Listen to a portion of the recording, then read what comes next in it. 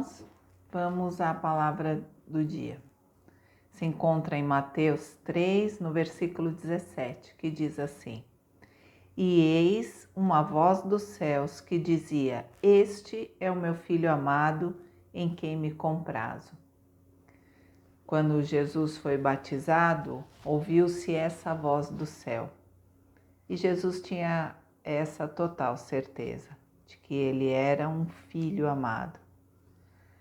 E é bom a gente ter essa certeza e guardar essa certeza na mente e no coração, porque tempos depois, Jesus foi tentado pelo inimigo.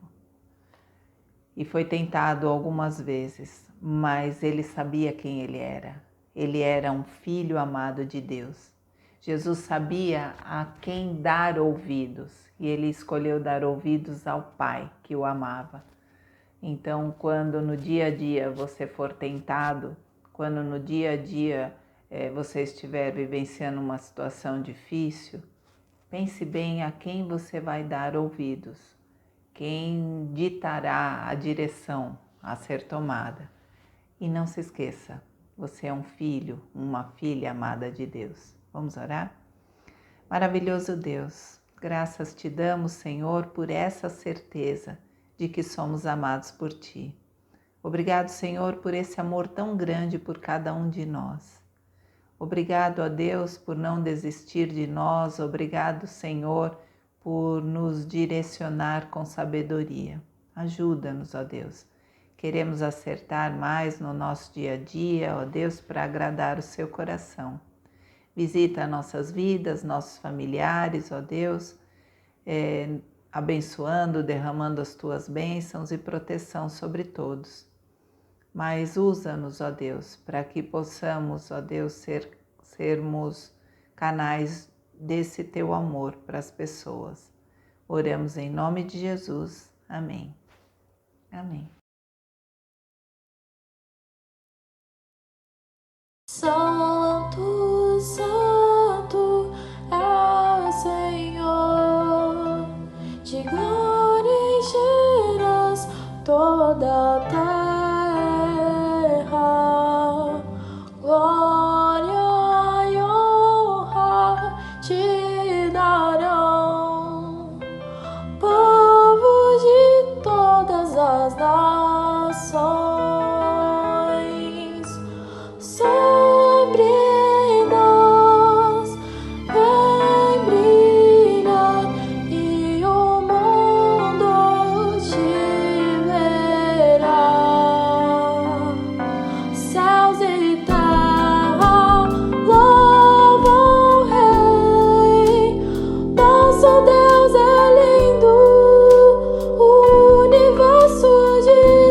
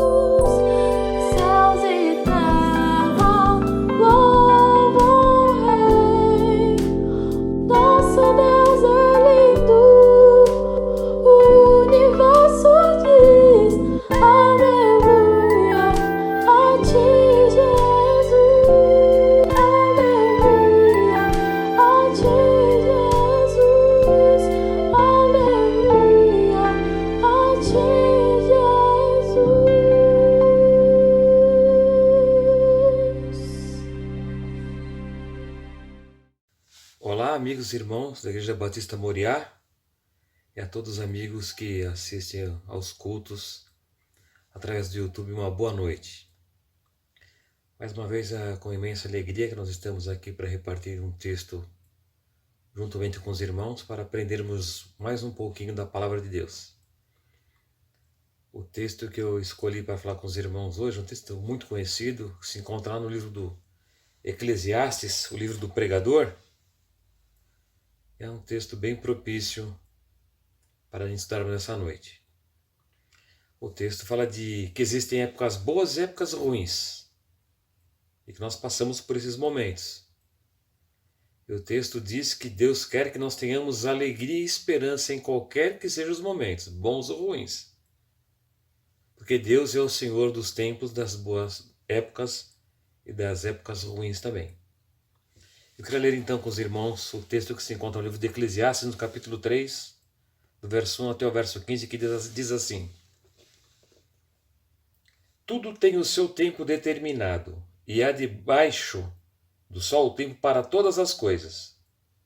Há tempo de nascer e tempo de morrer, tempo de plantar e tempo de arrancar o que se plantou, tempo de matar e tempo de curar, tempo de derrubar e tempo de edificar, tempo de chorar e tempo de rir, tempo de prantear e tempo de dançar, tempo de espalhar pedras e tempo de ajuntar as pedras, tempo de abraçar e tempo de afastar-se de abraçar, tempos de buscar e tempo de perder, tempo de guardar e tempo de lançar fora, tempo de rasgar e tempo de coser, tempo de estar calado e tempo de falar, tempo de amar e tempo de odiar, tempo de guerra e tempo de paz.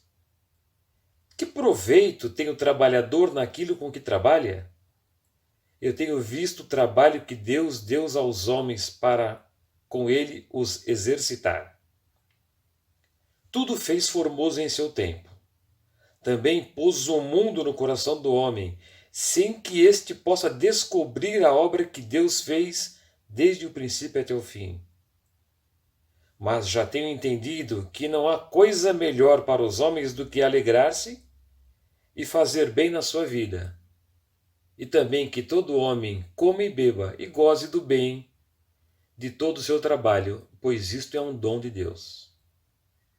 Eu sei que tudo quanto Deus faz durará eternamente. Nada se lhe deve acrescentar e nada se lhe deve tirar. E isto faz Deus para que haja temor diante dele. O que é, já foi, e o que há de ser também já foi, e Deus pede conta do que passou. Apenas até o verso 15. Eclesiastes capítulo 3 é um texto muito claro, ele é autoexplicativo, é muito contextualizado, muito atualizado. A meu ver, é um texto que não necessita de grandes pensamentos teológicos, muitos embates para entendê-lo. Basta ler e entender, é um texto de fácil compreensão, embora profundo. E antes de entrar no texto, irmãos, eu quero comentar que um fato que ocorreu no seminário. Eu tinha um professor na faculdade teológica. Ele dizia assim, que desde que o mundo existe, os tempos e as épocas passadas, muita coisa já mudou no mundo. Muitas invenções, muitas descobertas, muitas tecnologias, muitos achados, muita prosperidade. Muita coisa mudou, mas tem algumas coisas, alguns personagens que nunca mudaram. São os mesmos. O cenário muda, mas os atores são os mesmos. O que é que não mudou? Deus. Nesse cenário, Deus nunca mudou. Deus não muda. O diabo também não mudou. E o homem também não mudou. O conceito de homem, a concepção de homem. Deus é o mesmo, o diabo é o mesmo e o homem é o mesmo. Os mesmos erros, os mesmos pecados, as mesmas arrogâncias, avarezas, egoísmo. O homem continua como sempre foi, mais amigo das coisas mundanas do que amigos de Deus, conforme diz as Escrituras. Dito isto, aquele professor dizia, as coisas os personagens não mudaram. Em todas as épocas os personagens são os mesmos. E por isso que ele dizia que o remédio para as coisas novas, as coisas de hoje, são os mesmos remédios que as Escrituras nos ensinam das coisas antigas. É a palavra. A palavra é a mesma. Deus é o mesmo. Bom, dito isto, irmãos, já foi dito por muitos que este texto aqui, de Eclesiastes capítulo 3, é um relato desesperado do pregador. O pregador é o Eclesiastes, é o autor desse texto. Que era um desespero. Coisas ruins. Acontecem muitas coisas ruins. Coisas boas e coisas ruins e que não estavam no controle das pessoas. Alguns dizem que o pregador estava aqui com um relato desesperado. Outros dizem que é uma visão muito pessimista da vida. Outros afirmam que é uma predestinação malfadada, uma coisa ruim. Bem, em parte, tudo que eles afirmam são verdade. Não dá para dizer que parte dessa declaração desse texto não é uma visão pessimista. Sim, em partes isso é verdade. Entretanto, o que nós percebemos é que esses tempos, essas épocas, foram providências e imposições de Deus sobre nós, os homens, para nós, a humanidade. Visto que nós não podemos escolher as épocas que queremos viver nas nossas vidas. Não podemos escolher se queremos rir ou chorar, nascer ou morrer, derrubar ou construir, rasgar ou coser. Não há a menor possibilidade que a gente escolha em que época nós queremos estar passando em determinados momentos. As coisas simplesmente se sucedem. Deus providenciou que essas coisas existissem. Para uns de um jeito, para outros de outro jeito, mas que se sucedem a todos, se sucedem. Não há como escapar dessas épocas, não há como escapar desses tempos bons e dessas coisas boas e dos tempos ruins. Não sabemos quando nem de que forma, mas ninguém escapa do que está nesse texto. Bem, esse texto a gente pode extrair várias conclusões, mas o que eu quero enfatizar, estudando esse texto com os irmãos, esses fatos que assombram a humanidade, nascer, morrer, chorar, tempos ruins, tempos de tristeza, e que assombra nós homens, nós, a humanidade, o que eu quero enfatizar é que, segundo esse texto, essas mesmas coisas que trazem uma visão pessimista da vida e do mundo para os homens, estas mesmas coisas são a fonte e a base da alegria e da esperança e segurança dos homens. Elas podem ser. É uma questão de como a gente vai enfrentar as coisas. Vamos enfrentar? Vamos. A maneira é como. O que está contido nesse texto é a ideia central do livro. É destacar a vaidade da vida humana. Nós vamos ver que nesse texto há uma contribuição muito grande para a solução deste dilema da visão pessimista das coisas ruins e das coisas que não estão sob o controle dos homens. Os tempos bons e os tempos ruins. Esse texto contribui para uma solução desse dilema. É isso que nós estamos propondo neste momento. Bom, se por um lado a primeira impressão é que é um texto muito pessimista, por outro lado nós vemos elementos construtivos e otimistas no texto. Portanto, mesmo que alguns enxerguem somente pessimismo, o texto mostra um lado positivo e otimista. E é isso que nós estamos querendo afirmar e mostrar. Um olhar sob o prisma do otimismo. Sob a base da segunda proposição, já que eu não posso controlar, não tenho como escolher, como é que eu posso passar por épocas boas e épocas ruins e sair dela muito mais otimista, com mais otimismo em relação à vida do que uma visão pessimista, já que eu não tenho controle? O texto não nos mostra isso. Bem, irmãos, os tempos mudam, mas Deus é o Senhor dos tempos e das épocas. É preciso sempre enfatizar isso. Deus é o Senhor que está no controle de todas as coisas. Ele age no tempo, nas épocas, no decorrer da história. O pregador afirma nas entrelinhas que Deus está no controle do todo. Nós costumamos dizer, Deus está no controle de tudo. E é verdade, de uma forma geral, Deus está no controle do geral. Mas o texto deixa bem claro que Deus está no controle das minúcias, dos detalhes do geral. E como aqui está falando da expectativa, das coisas que são novas, normais para a vida humana, o texto mostra que Deus está no controle de todas as coisas. Por exemplo, quando ele fala tempo de nascer e tempo de morrer, desde a concepção, lá no útero da mãe, desde a concepção, que é um nascimento primário, Deus está no controle. E desde o nascimento até a morte, em todos os detalhes, todas as passagens da vida humana, Deus está no controle. O texto está dizendo isso. É nas minúcias, é nos detalhes. Desde o construir, derrubar a construção, porque ela ficou antiga, precisa de ser derrubada, espalha as pedras, depois eu junto pedras e construo de novo, desde a construção até a destruição, até a construção, destruição, em todas as etapas das atividades humanas, Deus está no controle das coisas. Não é somente o fato de nascer e morrer. O que estou dizendo é que todas as coisas que acontecem entre esses dois fatos, nascer e morrer, tudo, absolutamente tudo está no controle de Deus. Plantar e colher, aqui não é somente plantar plantas. É um sentido figurado, porque eu posso plantar amor, amizade, benevolência. Não é só planta, também planta, mas plantar outras coisas. Caridade. É no sentido figurado. Quando a gente fala de matar ou morrer, também é um sentido figurado. Afinal de contas, a Bíblia nos ensina a matar, a exterminar o velho homem que existe em nós. Então não é matar, cometer um assassinato. São coisas no sentido figurado, coisas amplas que abrangem todas as etapas e atividades da vida humana. Posso plantar amor, posso plantar amizade. Bom, nesse texto nós vemos que todas as atividades humanas estão aqui representadas. Construir, cozer, cozinhar, nascer, viver, morrer, amar, dar risada, chorar.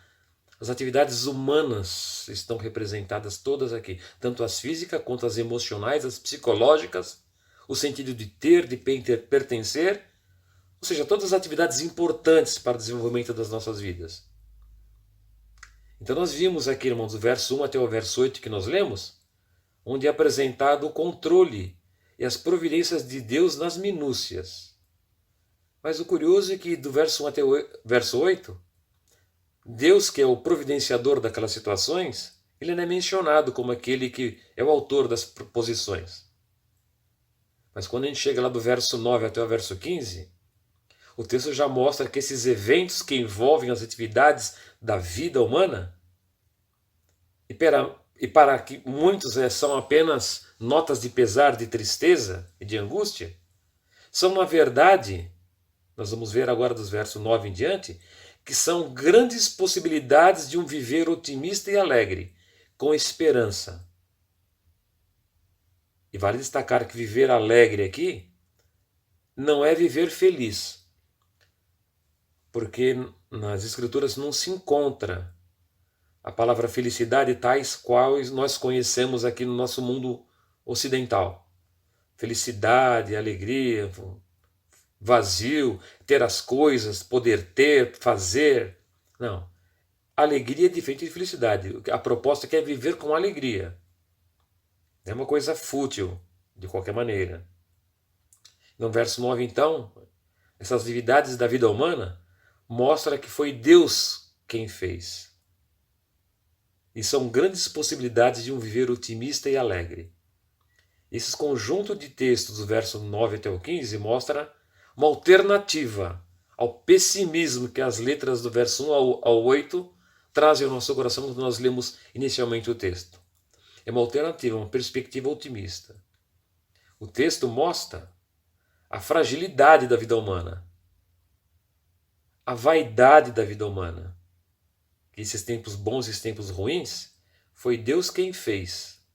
E o texto deixa claro, para que ninguém se coloque em posição de superioridade, de independência e de autossuficiência.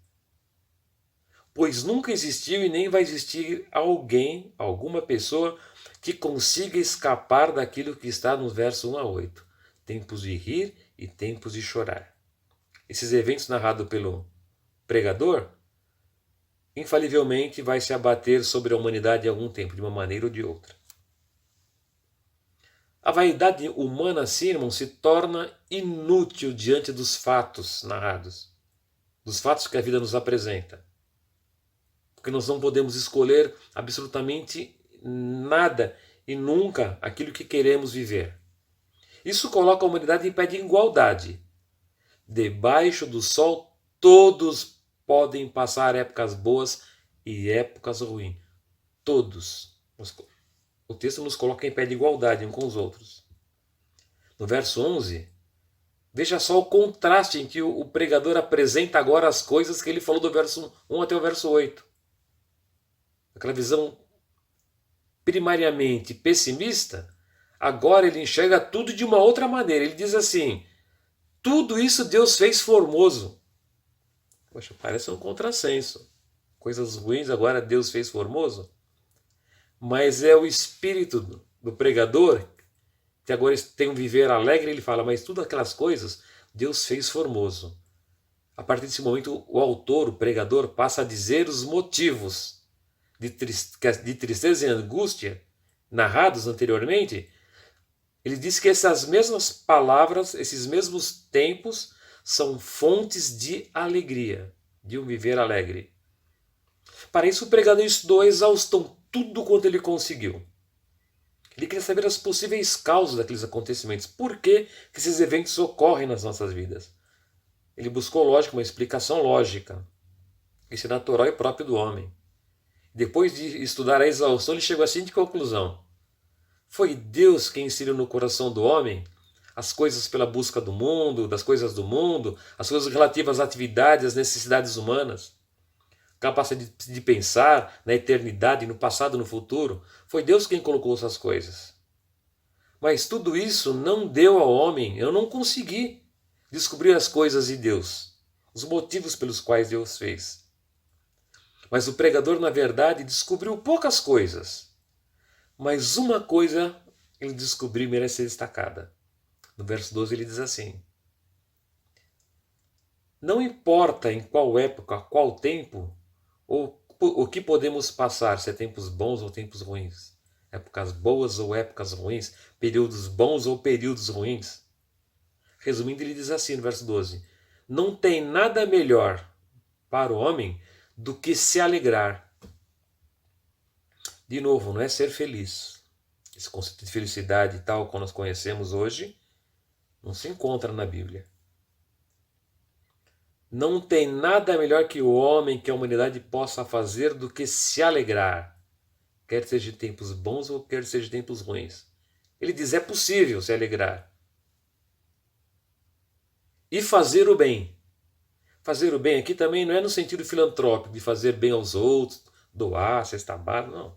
Fazer o bem é viver com alegria e viver com uma alegria buscando as melhores coisas da vida, aproveitando bem a vida que Deus dá. Aproveitando bem as coisas que Deus dá. Já que não é possível gozar todas as coisas, já que não é possível aproveitar tudo, já que não é possível se livrar dos tempos ruins, vamos viver todos os tempos com alegria, aproveitando ao máximo a vida que Deus nos deu aqui na terra. Esse é o sentido que está dizendo aqui. Aproveitar todos os momentos, ou seja, bons ou ruins. Ele diz que é possível, mesmo em momentos ruins, se ter uma vida alegre. E para isso ele exemplifica com algumas coisas materiais. O que pode ter o homem melhor do que comer, beber, se alegrar e aproveitar a vida? E até o trabalho manual, o trabalho do dia a dia, onde a gente vai ganhar o pão, que ele mesmo apresenta em outro texto como sendo uma atividade enfadonha. Ele fala assim, até mesmo o trabalho é fonte de prazer, pode ser fonte de prazer. Olha, aparentemente ele mudou toda a visão pessimista inicial para uma visão otimista. Não só aparentemente, ao meu ver, ele está deixando isso bem claro. É uma fonte de prazer o trabalho, poder se alimentar, poder beber, poder viver com alegria. E o pregador vai finalizando o verso 14 no seu discurso, onde ele dá lugar a Deus e para de fazer reclamação. Ele troca o pessimismo pelo otimismo e troca a vaidade humana pela fé em Deus, pela perspectiva de crer que Deus pode fazer mesmo em momentos ruins que nós vivamos uma vida alegre. No verso 14, melhor dizendo, continuando agora, o pregador vai chegando a uma conclusão. E vai afunilando o seu pensamento sobre os tempos difíceis e os tempos de bonança. Ele diz assim: eu sei que, em suma, ele pesquisou, estudou, descobriu um pouco, mas algumas coisas, o que ele precisava descobrir de importante, ele descobriu. Eu pesquisei, mas eu sei que, depois de estudar muito, eu sei que aquilo que Deus faz dura eternamente. Nada se pode acrescentar, nada se pode tirar. É Deus quem faz assim. Para quê? Para que o homem saiba que não é nada, que não é ninguém, que não é autossuficiente e que depende dele para ter uma vida de alegria. Uma vida onde nós possamos passar pelo período que Deus nos dá aqui na terra com alegria.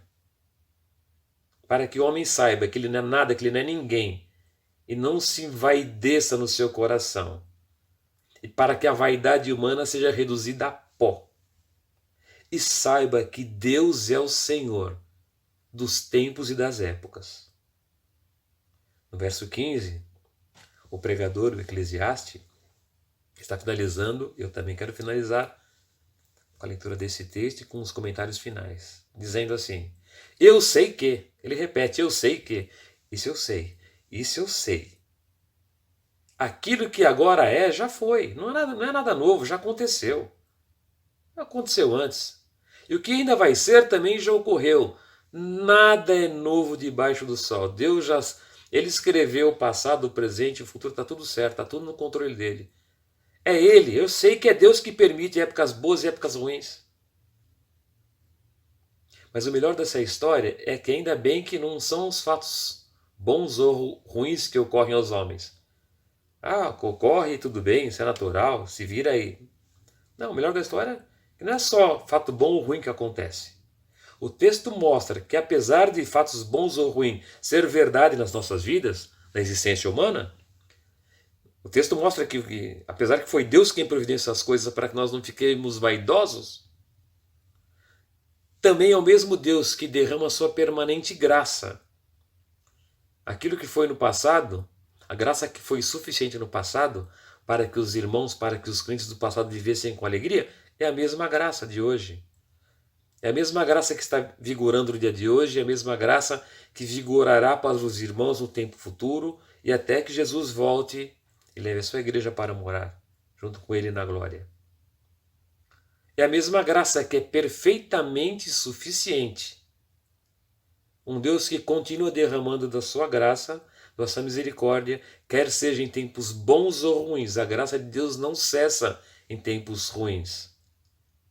A graça de Deus está derramada sobre as nossas vidas em qualquer época. Ele foi no passado, é no presente e será eternamente.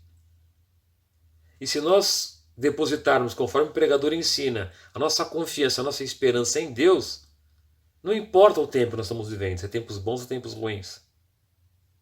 Mostra que Deus é suficiente para nos proporcionar um viver alegre. Destaco novamente, não é viver felicidade fútil, como a gente entende no mundo de hoje, para viver uma vida alegre, uma vida abundante, no tempo que Deus nos permite que estejamos pisando sobre essa terra. Portanto, posso afirmar, irmãos, que sempre vai existir alguém que está vivendo um período difícil. Sempre vai ter.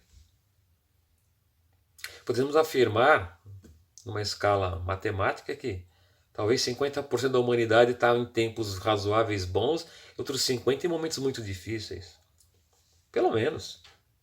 Deve ser mais. Que o mundo nos proporciona muitas coisas boas. Sempre vai ter gente vivendo em tempos difíceis. Então eu posso afirmar que o pessimismo que tem prevalecido sobre a vida de muitas pessoas o texto garante que em Deus, se nós confiarmos em Deus, mesmo em tempos ruins, em tempos difíceis, se depusermos as nossas vidas nas mãos de Deus, Ele providencia em nós esperança, segurança e um viver com alegria. Portanto, finalizo, se as nossas vidas, se a sua vida anda cheia de pessimismo, de momentos ruins, isso já ocorreu no passado com outras pessoas. E vai ocorrer, isso tudo já aconteceu. Não é só nós, não é só você. Se os momentos são de pessimismo, o pregador diz que é possível viver com alegria. E se ele diz, é porque ele experimentou. Além de estudar, ele experimentou isso nele. E viu que funciona. Entregar a vida ao Senhor das mãos de Deus. Em qualquer situação, viver será de alegria. Como disse o pregador, que nós possamos dizer também, eu sei que Deus tudo pode. Até mesmo tornar momentos e tempos e épocas ruins em tempos difíceis, em tempos de um viver alegre. Que esta palavra possa penetrar no coração dos irmãos e possa fazer o efeito que ela tem que fazer, que seja uma grande bênção para todos nós, para os ouvintes e para os assistentes e para a família Moriá. Uma boa noite, irmãos. Amém.